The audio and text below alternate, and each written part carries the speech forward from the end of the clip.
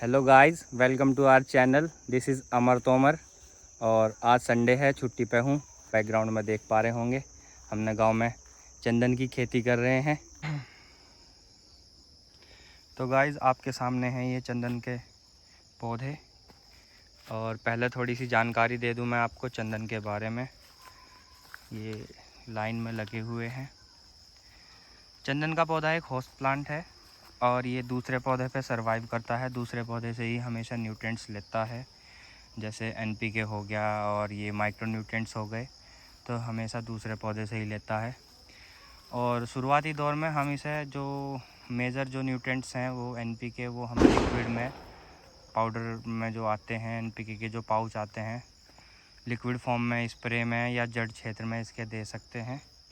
ये सामने जो चंदन के पौधे हैं ये लगभग 6 से 8 महीने पुराने हैं। 15 फरवरी 16 फरवरी को इनकी प्लांटिंग की गई थी। और बता देता हूँ आपको मैं, ये सबसे पहले इनकी प्लांटिंग में चलते हैं। चंदन का पौधा जो है ये आपका 2017 तक इलीगल माना जाता था। बुआई के लिए परमिशन लेनी पड़ती थी इसकी गवर्नमेंट से, लेकिन 17 के बाद चंदन को परमिशन की ज़रूरत नहीं पड़ती। आप किसान सिंपल वे में कहें तो इसकी बुआई बिल्कुल डायरेक्ट कर सकते हैं अपने फील्ड पे। तो हमने भी थोड़ा सा वर्क किया इस पर। फिर इसके लिए हम पहले तो पौधे एफआरआई से लेके आए थे, लेकिन एफआरआई से हमें थोड़ी सी जानकारी कम मिली, हम मैनेजमेंट नहीं कर पाए। फिर उसके बाद जो नॉर्थ इंडिया की सबसे बड़ी जो चंदन की नर्सरी है करनाल में,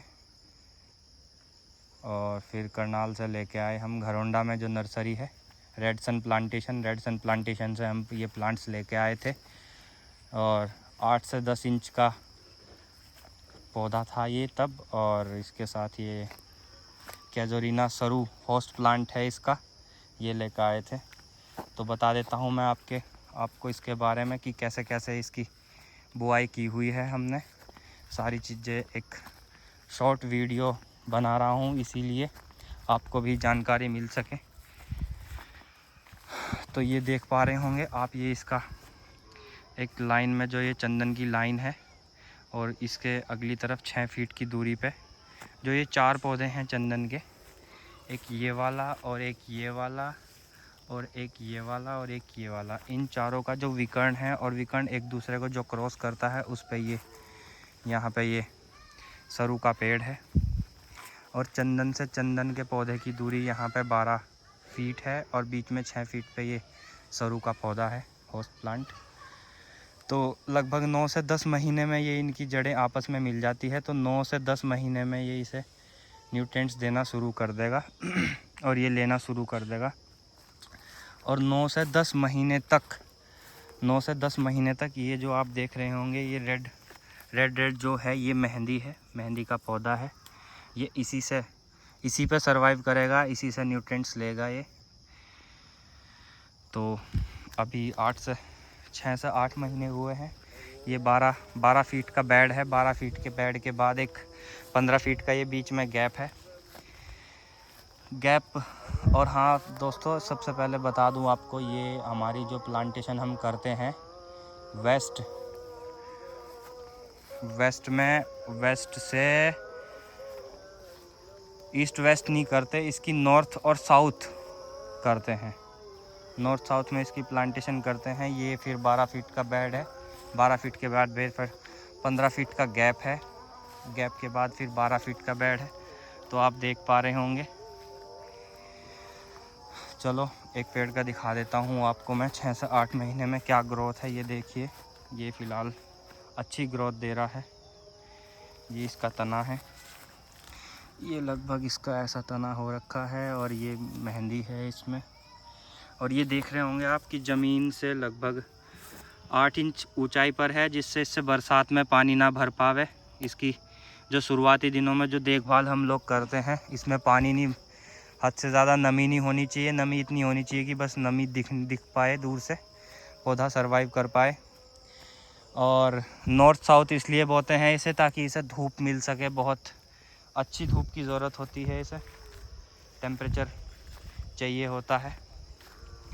तो हमारे यहाँ नॉर्थ में ठीक ठाक टेम्परेचर मिल जाता है, तो इसलिए अब सफ़ेद चंदन को आप कहीं पे भी उगा सकते हैं।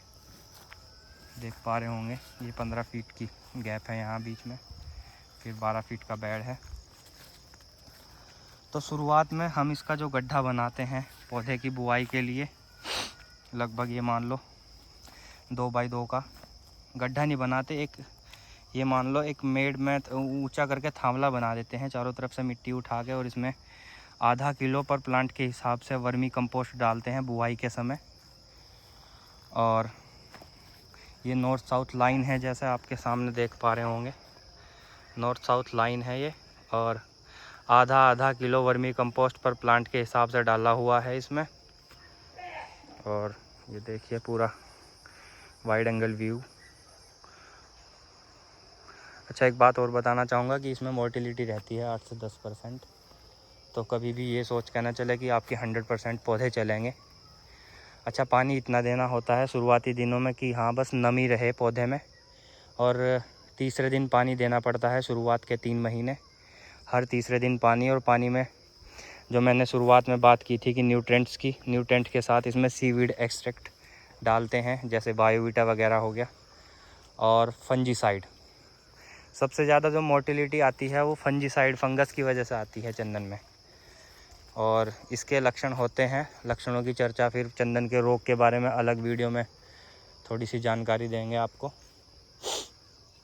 तो ये देख पा रहे होंगे आप, ये पौधे हैं, ये देखिए ये पौधा हमारा सूख गया, मेहंदी चल रही है लेकिन ये चपेट में आ गया, पता नहीं किस कारणवश आ गया, लेकिन लाइनें ठीक चल रही हैं अभी। तो ये आपको देख पा रहे होंगे।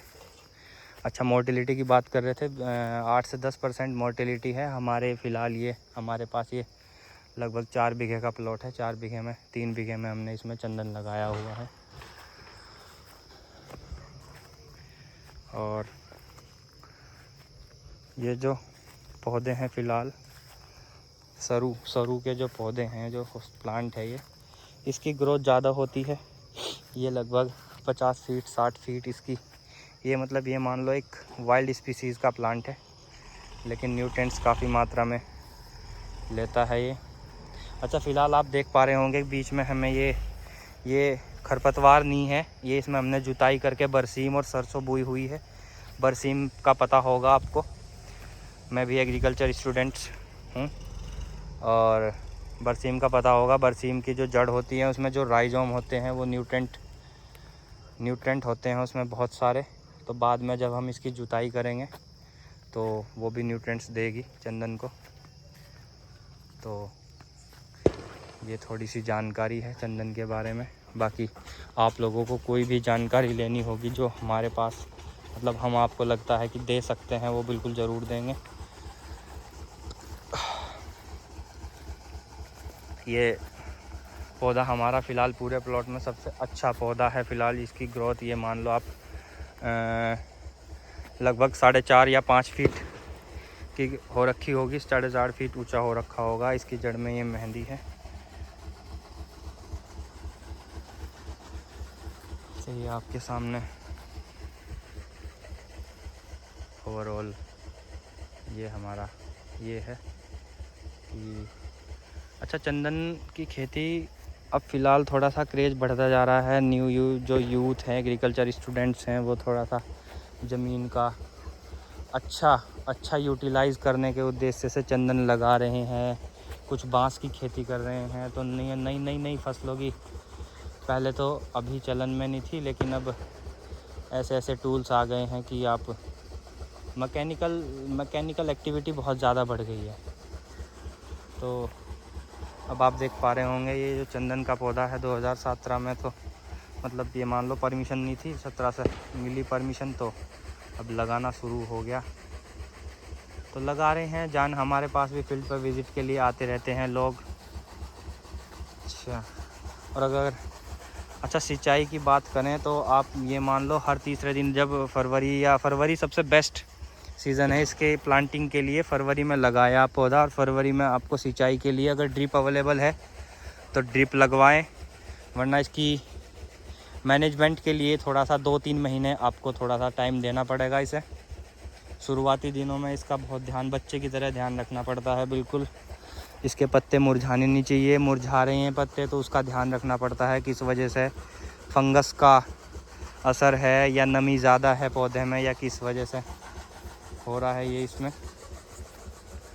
तो ये है, ये बरसीम के साथ साथ थोड़ा सा अभी खरपतवार वीड्स वगैरह हो रहे हैं, तो इसकी सफाई भी कराएंगे अभी आने वाले समय में धीरे धीरे। अभी बरसीम में थोड़ा सा कटाई शुरू होगी बरसीम की,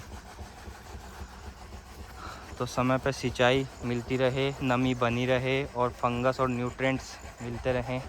अच्छा, साल भर में 2 बार 3 बार आपको आधा किलो पर प्लांट के हिसाब से वर्मी कंपोस्ट हो या गोबर की खाद हो, गोबर की खाद हो आप तो उसको कल्चर करके लगाएं।